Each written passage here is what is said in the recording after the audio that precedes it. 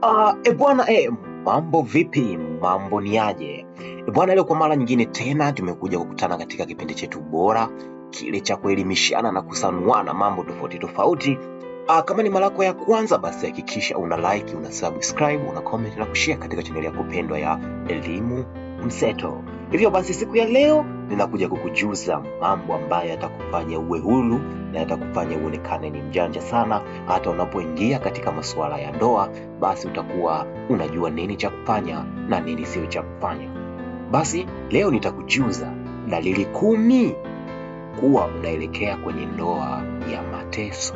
Tunajua kabisa watu wengi wanajiandaa kuingia katika ndoa, lakini sasa katika kuingia ndoa hiyo, basi huwezi kujua je, katika ndoa yako utadumu au hautodumu vizuri. Basi ungana na mimi hapa leo, nimekutafutia elimu hii basi nikujuze, ili kusudi basi unapoingia katika ndoa basi wewe unajua kabisa ndoa yako itakuwa ni ndoa ya aina gani. Ingawa kabisa tunajua kwamba mpangaji wa yote ni Muumba Mwenyezi Mungu, lakini basi ni vyema kabisa kama wewe mapema kabisa ukijua kwamba ndoa yako itakuwa ni ndoa ya aina gani. Jambo la kwanza kabisa ambalo litakuashiria kwamba ndoa yako inaenda kuwa ni ndoa ya mateso, basi mtu wako anaonekana kuwa na wivu wa kupindukia na anataka kumiliki. Hii unakuta mwanaume hakupi kipaumbele, anakuwa na wivu wa kupindukia, anakupangia kila kitu cha kufanya. Hajakuoa lakini anakuwa zaidi ya mume wako, au anakuwa ni zaidi ya mke wako. Hapo anataka kila sehemu unayoenda umwage.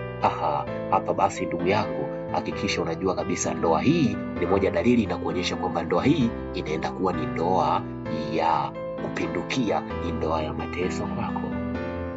Dalili ya pili ni kwamba mwanaume anataka kucontrol kila kitu anachokifanya, anataka kukupangia kila kitu, kuanzia watu wa kukaa nao, wa marafiki ambao unatakiwa uwe nao, kazi ambayo unatakiwa ufanye, sehemu pia ya kufanyia kazi anataka akucontrol. Na maana yeye anakupangia kila kitu unachotakiwa kutaka kufanya au jinsi ya kuishi. Na ikumbuka tu bado hapa mjengea kwenye ndoa, lakini bado anayafanya haya mambo. Basi ukiona dalili hii, basi ujue kwamba ndoa yako inaenda ni kuwa ni ndoa ya mateso kwako. Basi uanze kuchukua hatua jinsi ya kufanya, au umweleze mwenzako ni kwa nini anafanya vitu kama hivyo.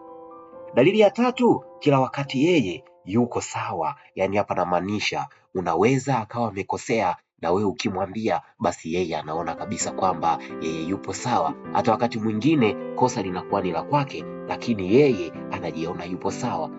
Yani hapa tuna wale waita Mr. Perfect. Sasa katika Mr. Perfect katika ndoa, basi anapelekea yeye kujiona yupo sawa wakati wote. Hiyo ni dalili ya tatu.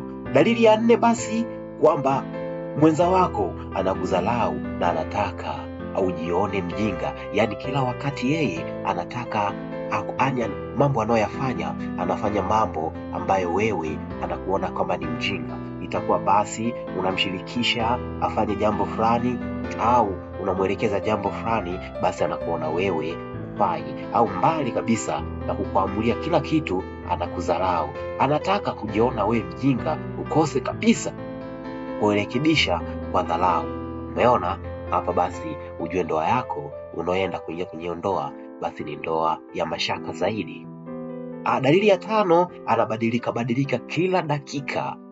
Hapa namaanisha kwamba leo mtaongea jambo fulani, lakini kesho anabadilika, anakuwa na jambo jingine. Leo mtafanya kitu fulani, lakini kesho anabadilika, au hata isichukue muda mrefu sana, ni dakika 5 au 2 tu anabadilika. Basi ndugu yangu, ujue hapo unaingia katika ndoa yenye mashaka makubwa sana, na katika ndoa hiyo utakuwa wewe ni mtumwa na wewe utakuwa mfungwa. Dalili ya 6 ni kwamba maneno yake hayaendani na vitendo. Hapa basi unakuta anakwambia anakupenda, anakwambia anakusamini, lakini anachokuonyesha ni dharau na kejeli. Maneno yake na vitendo vyake ni vitu viwili tofauti kabisa.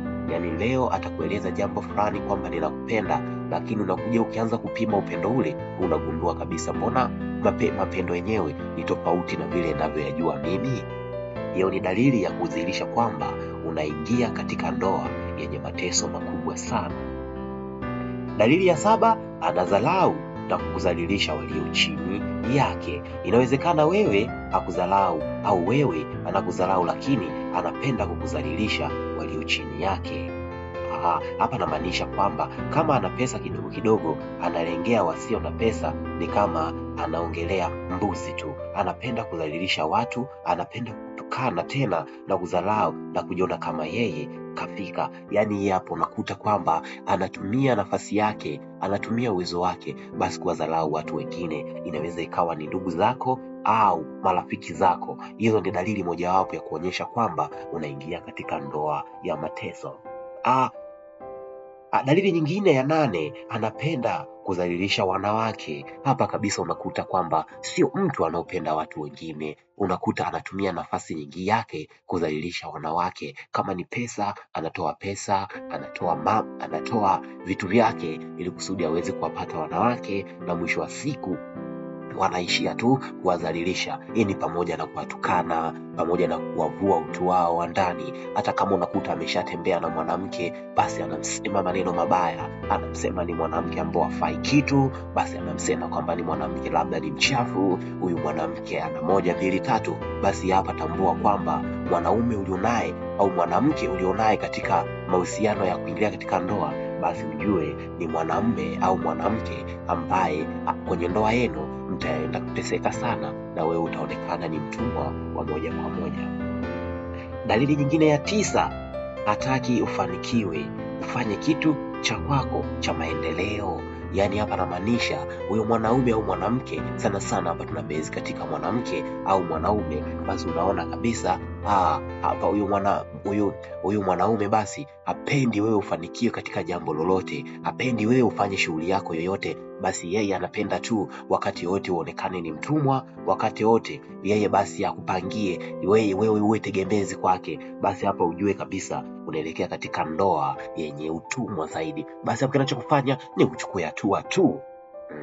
Dalili nyingine ya 10, ambayo na pia ndo dalili ya mwisho kwetu, tunasema kwamba anaomba msamaha kila siku, lakini anarudia yale yale. Hapa basi naasikilia kwamba mwanaume ambaye unakuwa naye basi anakukosea leo, unaweza kuta basi amechiti leo, lakini baada wakati huo tena anakuomba msamaha, lakini wakati mwingine tena anarudia kuyafanya yale yale. Basi hiyo ni dalili mojawapo ya kuonyesha kwamba mwanaume ulioingia naye, unataka kuingia naye katika ndoa, basi hafai. Ni mwanaume ambaye utaingia naye kwenye ndoa na ndoa yako itakuwa na mateso ya kutosha. Hivyo basi inabidi uchukue hatua, hivyo basi inabidi uwe makini sana, uangalie tena mahusiano yako kwa macho mengine ya pili, ili kusudi uweze kuingia katika ndoa. Kama unavyojua, ndoa ni sehemu takatifu, ndoa ni sehemu ambayo unaenda kuishi na mwenzako maisha yako yote. Hivyo basi ni kuwa makini sana katika kuchagua mwenza wako. Kumbuka hata wahenga walisema ni bora ukosee kuoa,